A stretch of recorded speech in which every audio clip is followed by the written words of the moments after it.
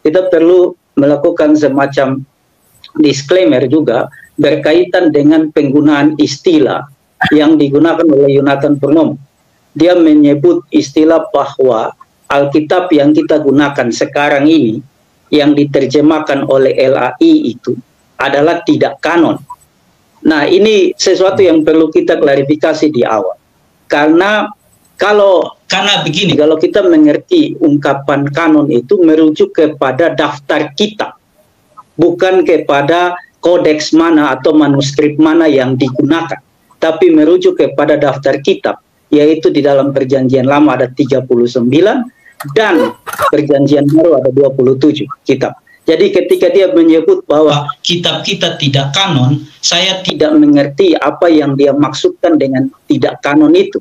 Apakah itu merujuk kepada mungkin ada daftar kitab yang lain yang menurut dia harusnya masuk dalam Alkitab kita, atau yang mana saya tidak paham. Yang pasti adalah bahwa istilah itu keliru baik secara terminologis maupun keliru secara leksionaris. Nah, jadi menurut Yonathan Purnomo, versi Bizantin ini tidak memiliki kesalahan atau kontradiktif, dan karena itu sebagai versi yang kanon dan harus digunakan sebagai teks utama, sebagai sumber terjemahan. Nah, jadi menurut Purnomo, teks Bizantin itu memiliki 0 kesalahan karena itu kanonik. Dan menyimpulkan teks Bizantin sebagai yang paling berotoritas tentu saja merupakan kesimpulan yang tergesa-gesa atau bisa juga disebut berlebih-lebihan. Karena di kalangan para sarjana, posisi teks Bizantin tidak lebih tinggi dari teks Alexandria. Nah, itu yang harus dipahami. Posisi dari teks Bizantin tidak lebih tinggi, tidak lebih unggul dari teks Alexandria atau teks lainnya. Jadi Bizantin yang paling tua itu di abad keempat. Akhir itu pun hanya keempat kitab Injil. Nah, jadi manuskrip mana yang paling dekat dengan tulisan awal atau autograf? Jika dibandingkan dengan usia teks Bizantin dengan teks Alexandria, tentu teks Alexandria lah yang lebih dekat dengan tulisan awal. Karena menurut Profesor Wallace dan Daniel Wallace, ya, sebagian besar manuskrip abad ke-9 masuk dalam keluarga Bizantin memang. Ya. Nah, sebaliknya manuskrip awal yang ditulis mendekati masa autograf Perjanjian Baru hampir semuanya termasuk dalam famili atau tradisi Alexandria. Nah, jadi jika dikaitkan dengan tahun penulisan teks awal dan penyalinnya teks Alexandria, tentu menjadi rujukan mayoritas. Rujukan mayoritas, bukan jumlah, rujukan mayoritas. Inilah alasan utama mengapa sebagian besar, bahkan bisa dikatakan hampir semua para ahli kritik tekstual mengakui keunggulan teks Alexandria. Dan ini kontras dengan paing Yonathan Purnomo. Nah, tapi intinya yang ingin kami sampaikan ialah sudah diberi klaim tadi di depan oleh narasumber kita bahwa meskipun ada perbedaan signifikan antara teks Bizantin dan teks Alexandria, penting untuk tidak melebih-lebihkan atau sengaja mengontraskan famili-famili dari teks ini. Karena hampir 98% kedua tradisi tekstual tersebut, baik itu Bizantin maupun Alexandrian, ya, itu bersesuaian gitu ya. Hampir 98% itu bersesuaian. Dan terkait dengan doktrin-doktrin mayor sama sekali, doktrin-doktrin esensial, karena sama sekali tidak ada perbedaan antar kedua tradisi teks tersebut. Karena itu berdasarkan ini, maka setiap tradisi teks memiliki akses ke naskah autografnya. Baik itu dimungkinkan ya, memiliki akses ke naskah autografnya, baik itu Bizantin, Alexandrian, Western text, ya, itu dianggap memiliki akses ke naskah autografnya. Jadi tidak boleh mengklaim seperti dilakukan oleh Purnomo, ya, Bizantin ini ya, yang paling kanon. Ya, dari jelaskan kanon aja dia tidak mengerti gitu. Jadi dia menjelaskan kanon kita jadi bingung gitu. Bingung bukan karena kita tidak tahu, karena kita tahu yang dimaksud dengan kitab kanonik itu sudah apa, orang bahas kanon itu apa. Tapi pengertian dia dengan kanon itu lain. Ya. Nah, karena itu berdasarkan ini, maka setiap tradisi teks memiliki akses ke naskah autografnya, dan tugas para ahli kritik teks untuk merekonstruksi setiap teks yang ada untuk memastikan Alkitab yang kita miliki saat ini otentik, yaitu sesuai atau mendekati autografnya. Jadi sekali lagi perlu tegaskan bahwa para ahli yang melakukan pekerjaan kritik tekstual, memeriksa, menilai varian-varian dalam berbagai manuskrip, sekarang sudah yakin bahwa teks Yunani yang digunakan saat ini, khususnya Perjanjian Baru, dapat diandalkan sebagai saksi bukti yang otentik, saksi bukti yang otentik yang dapat diandalkan untuk teks asli kita. Ya. Nah itu dengan demikian, meskipun beberapa varian atau perbedaan tekstual terjadi selama proses transmisi penyalinan, itu kita tidak boleh langsung menyebut itu salah. Ini perbedaan namanya, ya, perbedaan varian di dalam proses transmisi. Teks yang tersedia pada periode sekarang dapat diandalkan akurasinya sebagai representasi teks asli Perjanjian Baru. Yang penting kita kan di sini adalah edukasinya, ya, supaya jangan ada beranggapan terbitkan oleh Lembaga Alkitab Indonesia saat ini itu tidak kanonik. Itu kanonik. Kanonik itu kan 66 kitab daftar kitab, itu kanonik. Ya. Kanonik 66 kitab. Hanya itu terjemahan. Ya, kitab terjemahan kanonik. Lah itu kanonik 66 kitab. Sudah disebut narasumber kita tadi 39. Perjanjian Lama 27, Perjanjian Baru itu kitab kanonik, daftar kitab-kitab yang masuk ke dalam kanon di Konsili Hippo dan Konsili Kartego. Ya, dan itu sudah final. Tidak boleh ada penambahan lagi di situ dalam tradisi Protestan. Ya. Dan itu diterima bukannya oleh Protestan, tapi oleh Ortodoks, juga diterima oleh Katolik. 66 kitab. Jadi memang ambigu kanonik yang disampaikan oleh Yonatan Purnomo. Justru malah mengaburkan apa yang sudah didefinisikan dengan baik. Ya. Yang berikut tentang kanon. Nah ini menarik sekali tentang kanon. Memang semua bertanya, kita semua bertanya, kenapa sampai Yonatan Purnomo mengklaim bahwa Bizantium itu sebagai naskah yang kanonik. Padahal kanonik itu berbicara pada daftar kitab. Nah, saya coba mencari sebenarnya apa dasar dari Yonatan Purnomo. Tentu dia punya semacam dasar lah. Ternyata setelah saya coba lihat seminarnya, dia mengacu pada Konsili Hippo dan Konsili Kartago. Dan cara berpikirnya bahwa konsili itulah sebagai momen waktu untuk mengkanonkan Bizantium text.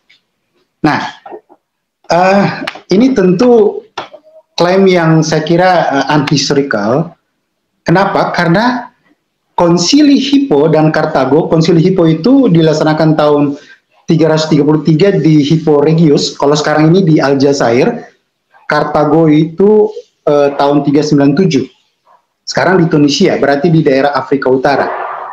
Nah, dia mengklaim kanon Bizantium text itu di konsili itu. Padahal konsili itu mengkanonkan daftar kitab PB, bukan masalah manuskrip atau naskah.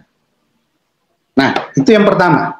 Terus kedua, yang fatal, saya kira ini sangat fatal secara akademik, dan sayang sekali dia berbicara di forum yang sangat terhormat itu.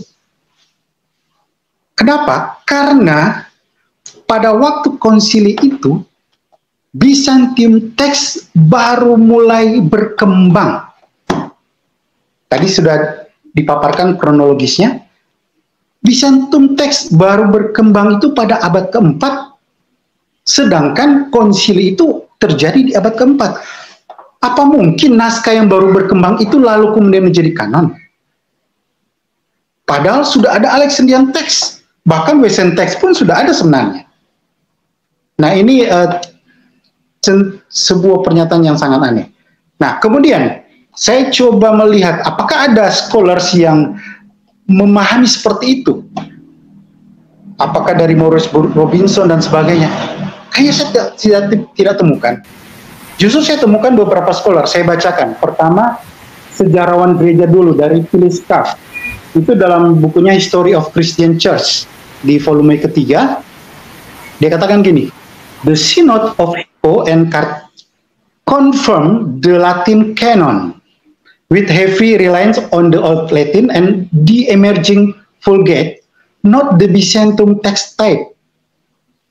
Jadi sebenarnya menurut Piliska pada saat itu justru berbicara tentang naskah Latin, dalam hal ini Vulgata. Jadi pada saat itu sebenarnya sebelum Byzantium itu teks sudah ada Vulgata, yaitu terjemahan dari Yunani ke Latin. Dan ini sangat logis. Kenapa? Karena penyelenggaraan Konsili Hippo dan Kartago itu di wilayah berbahasa Latin, Afrika Utara, di Western. Di situ ada bapak gereja seperti Agustinus dan beberapa gereja lainnya yang notabene bapak gereja Barat dari Latin. Nah, kemudian scholars modern, misalnya Harry Gamble. Nah, ini khusus yang menulis bahas tentang canon. The New Testament canon is making and meaning. The Western Council of Hippo and Carthage primarily draw from the Latin tradition, solidifying the Western canon without significant influence from the Byzantine textual tradition. Nggak ada pengaruh atau kecil sekali pengaruh Byzantine text terkait dengan Konsil Hippo dan Kartago. Lalu ada scholar lainnya, Everett Ferguson, Background the Early Christianity, kemudian F.A. Bruce, The Book and Perkament, ada, nah ini salah satu sarjana favorit saya untuk kritik teks, Michael Kruger, The Canon Revisit Established on the Origin of Authority of the New Testament Books. The Western Church Council, like those at Hippo and Carthage, use Latin text such as the Old Latin and Jerome Vulgate. Jadi Jerome yang menerjemahkan Vulgata in their canonical decision, with the Byzantine text playing no significant role. Jadi ini sebuah pernyataan dari Yonatan Promo yang menurut saya tidak akademik, mengklaim bahwa Byzantine text dikanonkan di Hippo dan Kartago, padahal justru kalau mau bicara kanon mungkin lebih tepat itu Latin Vulgata. Tetapi sekali lagi itu bukan bicara kanonisasi naskah, tetapi pada daftar kitab. Kita kedatangan ketua ya, Pak Ketua kita Asasi, Bapak Dr. Pangeran Manurung, dan menyampaikan sesuatu kita terkait dengan materi ini. Silakan Pak Manurung. Baik, Pak James, Dr. James, terima kasih Pak. Lalu Dr. Samuel, kemudian Pak Jimmy. Jadi rasanya sudah lengkap ya pemaparannya dan luar biasa. Ini dia perlu diapresiasi. Ini terima kasih untuk Pak Lambert, Pak Albert, Pak Lambert, Pak Albert, sorry Pak ya. Okay. Nah, saya yang ringan-ringan saja. Jadi betul, kalau misalnya teks Bizantium itu dihubungkan dengan kanon, ini lucu sekali. Kenapa lucu sekali? Teks Bizantium itu 0,2% itu baru ada di abad ke-5. Jadi kalau kita berbicara teks Bizantium itu kan keluarga teks Bizantium itu kan banyak sekali. Nah, 50% lebih teks Bizantium itu baru disalin abad ke-7. Lalu sebagian besar, paling banyak menurut Daniel Wallace, teks Bizantium itu baru ada disalin abad ke-8, abad 9. Nah, banyak juga teks Bizantium itu yang baru disalin abad 11, abad 12. Itulah sebabnya penulisan hurufnya lebih halus, lebih sempurna, lebih bagus. Nah, menurut Metzger, ada beberapa manuskrip dari teks Bizantium itu yang memang sudah disalin. Paling tua itu, teman-teman tahu enggak? Paling tua itu abad ke-5. Paling banyak teks Bizantium itu disalin abad 9 sampai abad 12. Nah, lucunya di mana Pak Albert? Kalau misalnya kanon itu dihubungkan dengan teks Bizantium atau teks Bizantium itu dihubungkan dengan kanon, kan repot. Kalau kita bicara kanon kan seperti tadi yang disampaikan oleh Pak Jimmy, abad ke-4 ada di Konsili Hippo atau Sinode Hippo, ada di Konsili Kartago. Itu kan abad ke-4. Apakah abad ke-4 sudah ada teks Bizantium? Belum ada, Pak. Teks Bizantium paling tua aja, itu pun hanya beberapa manuskrip, itu baru ada abad ke-5. Jadi bagaimana mungkin teks Bizantium dikanonkan pada abad ke-4 kalau teks Bizantium sendiri baru ada beberapa manuskripnya itu ditulis pada abad ke-5 atau 100 tahun setelah kanon, begitu. Lucunya lagi, teks Bizantin dikanonkan di Konsili Kalsedon. Ya Tuhan Yesus Kristus. Konsili Kalsedon, Pak. Kita sudah lihat sesi-sesi dalam Konsili Kalsedon, topik-topik dalam Konsili Kalsedon. Bapak-bapak gereja siapa saja yang berbicara dalam Konsili Kalsedon? Mana ada pembicaraan dalam Konsili Kalsedon tentang teks Bizantin? Ini kan kita seperti anak-anak dibuat Pak Purnomo ini, begitu loh. Tidak ada itu, Pak. Tolong dihentikan omong kosong itu kan, begitu loh. Tapi ini saya bukan emosi, tapi maksud saya, aduh. Ini sama dengan mengatakan Pangeran Manurung hadir dalam proklamasi tanggal 17 Agustus 1945. Nah, saya belum hadir di situ, Pak. Bagaimana mungkin teks Bizantin dibicarakan dalam Konsili Kartago atau Hippo, sedangkan teks Bizantin baru ada abad ke-5? Nah, ini kan lucu-lucuan aja. Lucu, Pak, ya. Jadi lucu. Artinya poin pertama, teks Bizantin itu sama sekali belum ada itu pada abad ke-4. Paling tertua saja abad ke-5. Nah, memang betul. Ada disertasi namanya Harry Struss yang mengatakan begini, Pak Albert, bahwa telah disepakati oleh sebagian kecil sarjana Perjanjian Baru bahwa teks Bizantin ini juga telah dipakai oleh beberapa bapak gereja. Tapi ini hanya asumsi, Pak, karena manuskripnya sama sekali tidak ditunjukkan. Manuskrip apa itu yang disebut termasuk dalam keluarga teks Bizantin dan sudah digunakan oleh bapak-bapak gereja. Tadi Pak, saya tidak tahu tadi apakah telah dibahas. Apakah ada bapak-bapak gereja yang menggunakan teks Bizantin atau mengutip? Ada yang paling vulgar yang mengatakan, yaitu Christopher Luthi, baru-baru ini penelitiannya mengatakan tidak satu pun bapak gereja pernah mengutip teks Bizantin. Memang para sarjana yang lebih moderat mengkaitkannya dengan Origenes. Tetapi sekali lagi, itu hanyalah asumsi. Kan kalau ditanya begini loh, kalau misalnya teks Bizantin itu baru mulai disalin abad ke-5, itu pun hanya sedikit sekali, pertanyaannya, teks Bizantin itu disalin dari teks mana? Kan begitu? Kan tidak mungkin dia tiba-tiba datang dari langit. Pasti disalin.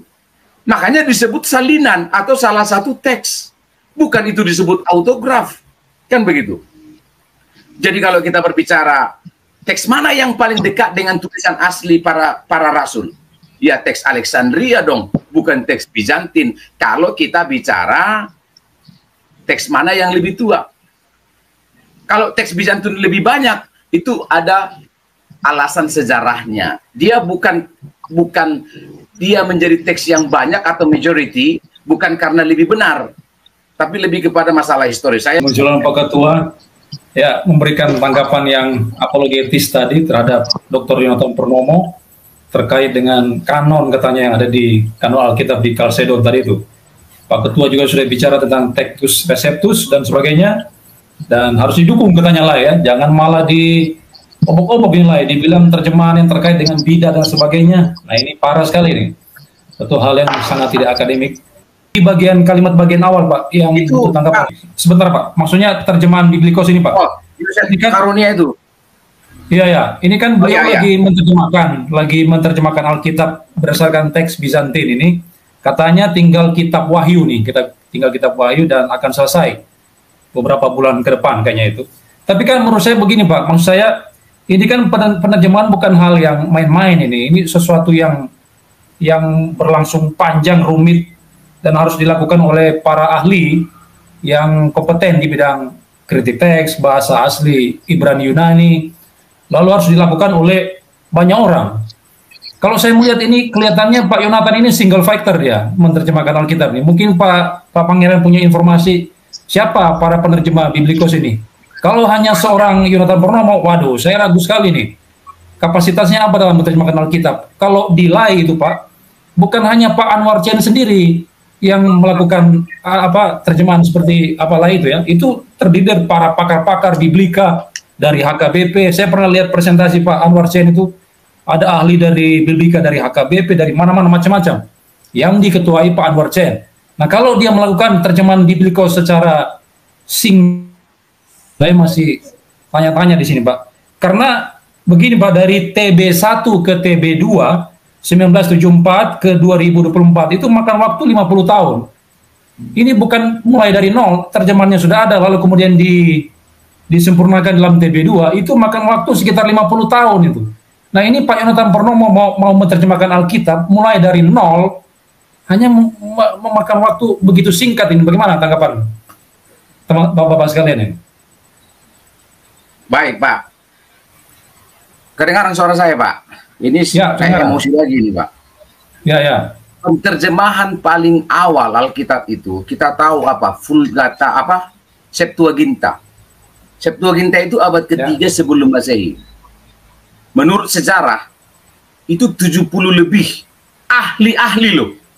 Ahli-ahli untuk menerjemahkan itu. Dalam konteks Indonesia, waktu dulu Injil Matius mulai diterjemahkan di Indonesia, itu 50 tahun lebih hanya Injil Matius. Begitu loh. Nah, itulah sebabnya kita juga nggak tahu apakah benar ini diteliti dari historical teksnya, dari gramatikalnya, dari leksikalnya, dan seterusnya, dan seterusnya. Yang kedua, prosedur dari penterjemahan itu, Pak, itu ribet, Pak. Pertama, pemilihan teks yang akan diterjemahkan itu. Kalau bicara teks Bizantin, apa dipikir hanya satu kodeks teks Bizantin itu? Loh, Pak, keluarga manuskrip teks Bizantin itu, Pak, ada banyak sekali.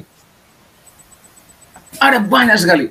Nah, sekarang kita mau tanya, mau yang mana dia gunakan itu? Yang kedua, kan sebenarnya kalau dia menggunakan teks Bizantin untuk menerjemahkan, sama saja dia akan menjadi Erasmus kedua, benar enggak? Karena Erasmus abad ke-16, waktu membuat teks perjanjian barunya itu, sebagian besar teks yang dia gunakan untuk terjemahkan itu apa? Teks Bizantin. Menurut saya itu malah kemunduran. Karena sarjana-sarjana perjanjian baru itu, Pak, ini kemajuan. Begitu. Nah, jadi Pak, sama sekali tidak ada kualifikasi kalau dalam proses penterjemahan hanya satu orang. Kalau Bapak tanya, siapa saja temannya Pak Purnomo menerjemahkan, yang pernah saya dengar hanya dia sendiri. Makanya ini manusia setengah dewa. Begitu. Yang terakhir, Pak, dalam konteks LAI, prosedurnya banyak, yang menerjemahkan ahli-ahli, yang sesuai kepakarannya, ada yang pakar PL, pakar PL-nya juga enggak pakar semua, Pak. Ada yang pakar kitab puisi, ada yang pakar kitab nabi, enggak asal-asal. Setelah mereka terjemahkan pun, Pak, waktu penterjemahan, karena saya pernah melihat itu, mereka menerjemahkan itu, Pak, ngumpul, bukan di kamar masing-masing. Saya misalnya menerjemahkan satu pasal, itu saya presentasikan, Pak. Kenapa saya memilih menerjemahkan bunyinya ini, bahasa aslinya ini. Begitu. Ada pertimbangan-pertimbangan leksikal, tata bahasa, dan seterusnya. Nah, setelah proses diterjemahkan, disosialisasikan ke gereja-gereja. Loh, disosialisasikan loh, Pak. Terjemahan kita LAI yang terbaru, LAI 2, terjemahan 2 itu. Itu lama loh LAI mensosialisasikannya itu ke aras nasional, ke sinode, ke gereja-gereja, ke perguruan-perguruan tinggi, dan seterusnya. Lah ini dia diam-diam di kamar lalu menerjemahkan Alkitab. Dia siapa percaya? Ini kan kegaiban yang hakiki. Jadi teman-teman tidak usah percayalah terjemahannya Pak Purnomo itu. Oke, baik Pak Pangeran. Nah, ini ada guru saya nih, Pak Deki Gadas ini sudah masuk. Terima kasih Pak Deki udah masuk. Wah, Pak Deki kalau udah bicara, udah selesai seminar ini. Mantap. Pasti tajam ini. Mungkin ada tambahan dari Pak Deki tentang terjemahan Biblikos ini, Pak Deki. Ada tanggapan, Pak? Ya. Yonatan itu saya mau tanya dia studi naskah di mana? Apakah dia langsung membaca naskah-naskah itu di dalam studi manuskripnya di mana? Kalau bikin terjemahan pakai Bible Works saya juga bisa. Pak Pangeran juga bisa, karena di Bible Works itu kan sudah ada parsingnya. Begitu kita pasang kursor di salah satu kata, dia sudah langsung kasih artinya di situ. Dia pernah pergi enggak ke museum-museum tempat di mana manuskrip-manuskrip itu ada? Pernah enggak dia pergi ke sana? Dia bisa enggak membaca manuskrip? Pak Pangeran pasti tahu, yang teman-teman yang studi perjuangan baru pasti tahu. Naskah-naskah kuno kita itu, bahasa Yunani, itu ditulis tanpa spasi, yang disebut dengan scriptura continuo. Dia bisa baca enggak itu? Dia bisa baca enggak itu? Naskah-naskah Bizantin yang ditulis di atas abad ke-9 dan seterusnya, itu adalah naskah-naskah yang sudah ditulis dengan spasi. Tapi bagaimana dia tahu bahwa naskah-naskah itu berbeda dengan naskah-naskah Alexandrian yang sebelumnya itu ditulis tanpa spasi? Dia bisa baca enggak itu? Dia pernah studi naskah di mana? Pernah periksa naskah di mana? Di museum mana? Atau dia tidur kunci diri di kamar, kemudian buka Bible Works 10 ke Bible Works 11, kemudian dia sudah terjemahkan. Kalau begitu saya juga bisa. Saya juga punya Bible Works 10, saya buka aja naskah Bizantin, naskah Alexandria, kemudian saya pasang kursornya di situ, oh kata ini berarti ini. Itu bukan cara orang membuat terjemahan yang resmi. Itu kalau orang membuat personal translation, oke lah. Misalnya kita persiapan khotbah, oke, saya mau cek bahasa aslinya, kemungkinan rentang semantiknya apa, oke lah. Tapi kalau mengatakan LAI itu tidak bisa dipercaya, banyak sekali kesalahan, kemudian terjemahan dia yang benar, itu kan klaim yang terlalu kurang ajar, begitu. Bukan sembrono lagi, tapi klaim yang kurang ajar. Betul-betul kurang ajar. Betul, LAI itu lembaga resmi loh. Meskipun beberapa bagian di terjemahan LAI, misalnya terjemahan baru 2 itu saya ada beberapa catatan kritis di situ. Tapi saya tidak akan mengklaim bahwa LAI itu terjemahannya nggak bisa dipercaya sama sekali. Itu kan kegilaan itu. Di samping itu, dokternya Yonatan Purnomo itu kan maksimal baru 2 tahun kok itu. Saya ini bentar lagi dokter saya 2, saya nggak akan berani loh bikin terjemahan begitu loh. Kan itu butuh society, butuh lembaga. Kamu nggak bisa atas nama pribadi. Yonatan itu dokternya cuma 2 tahun maksimal kok itu.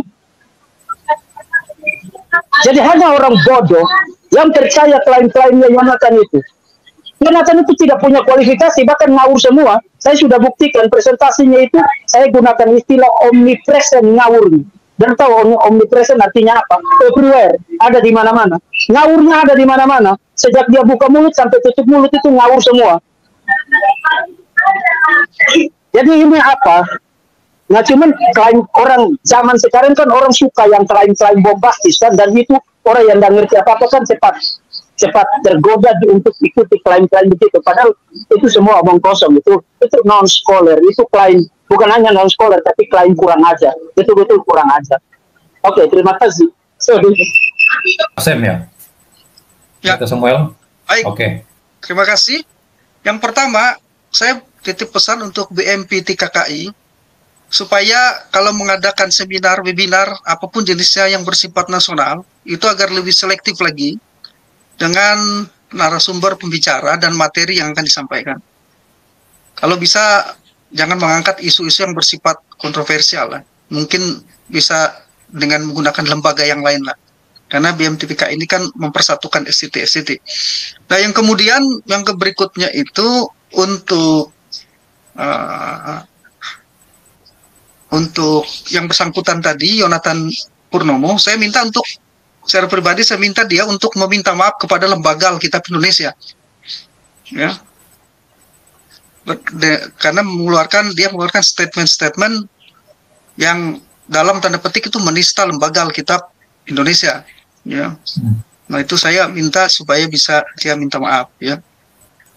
Kemudian lagi dia juga kepada Yonatan Purnomo juga saya mengingatkan agar tidak tergesa-gesa ya ketika membicarakan sesuatu yang bersifat krusial dan esensial dalam iman Kristen. Ya, itu sudah ada batasan-batasan, ada arahan-arahan ya untuk bisa memperhatikan hal itu. Dan ini saya berharap menjadi pembelajaran bagi beliau. Kita tidak sama sekali bermaksud menyerang pribadi, tetapi yang kita bicarakan ketidakakademisan, ya, ketidakadaan data yang disampaikan. Benar yang dikatakan Pak Deki itu, menurut saya memang kurang ajar. Ya. Benar, saya setuju dengan apa yang dikatakan. Kurang ajar itu berarti kurang belajar, kurang diajar. Ya. Nah, kemudian lagi yang berikutnya untuk pengikut-pengikutnya, karena ada di kolom komentar di YouTube itu, Kalian ini asasi hanya bisa mengkritik katanya. Lah, lalu Yonatan Purnomo yang mengkritik lembaga Alkitab Indonesia, lalu dibiarkan. Berarti para pengikutnya ini sedang memasang standar ganda. Yonatan Purnomo boleh mengkritik apa saja, siapa saja, sementara ketika dia yang salah kita kritik, kita tidak boleh. Itu kan sedang membuat standar ganda. Ya. Jadi tolong kalian pengikut-pengikut Yonatan Purnomo itu jangan membuat standar ganda seperti itu. Lagi pula Yonatan sendiri kan siap katanya kalau mau berdiskusi, kalau dia dikritik siap katanya. Kan dia bilang berkali-kali siap. Ya inilah. Ya. Kita kasih kritik, tolong pengikut-pengikutnya untuk memperhatikan, jangan buat standar ganda seperti itu. Yonatan boleh mengkritik siapa saja, termasuk mengkritik Lai, bahkan menyalah-nyalahkan Lai. Lalu ketika kita dengan data-data yang valid, ya, dengan data-data yang lebih baik dari yang diberikan oleh Yonatan, itu dibilang kita hanya bisa mengkritik dia saja. Nah, itu Pak Albert. Ya. Ini Mas Enda. Nah, ini Pak Pangeran ya. Risalah Konsili Kalsedon itu yang sudah dijelaskan oleh Pak Pangeran tadi, Ketua Asasi tadi, sama sekali tidak membahas Trinitas. Tapi semua risalah itu debatnya, pendapat-pendapat dari uskup ini, dari uskup ini, semua ada dalam buku ini. Jadi Asasi ketika berbicara itu tidak asal, ini ada bukunya rujukannya. Jadi ini bisa dikatakan risalah Konsili Kalsedon. Ya, coba dicatat ini ya, dari uskup ini bicara ya, itu benar-benar detail itu tersebut di situ. Mereka tidak bicara Trinitas tapi Kristologi, maka di situ ada di salah satu bagian itu Kristologi Kalsedon di situ. Nah, saya sengaja mau tampilkan ini jelaskan buku yang dijelaskan oleh Pak Pangeran tadi.